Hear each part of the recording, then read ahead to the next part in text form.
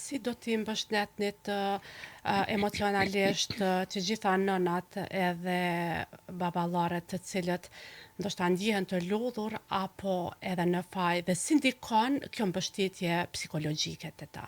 Prindërit e fëmijëve me nevoja të veçanta e kanë më së të nevojshme që të kenë një mbështetje emocionale prej profesionalistëve.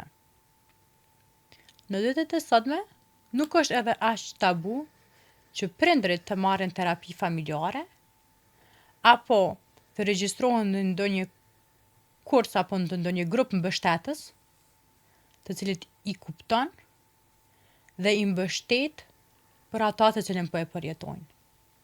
Sepse ne e dim, të rritësh një fëmijë me nevoja të veçanta apo me autizëm, po e them, në këtë rast, nuk është e lehtë. Është lodhje. Është lodhje emocionale, është lodhje fizike dhe është lodhje kognitive, duke menduar më të mirën të mundshme për atë fëmijë. Nga ana profesionale e imja, mundona gjatë gjithë kohës t'i kuptoj e t'i mirë kuptoj gjithë se cilin rast i cili vije atë. Po. Dhe mundona që t'ju jap hapësirën që kurdo që ka nevojë, të më shkruajnë, të më thirrin dhe të bisedojmë së bashku.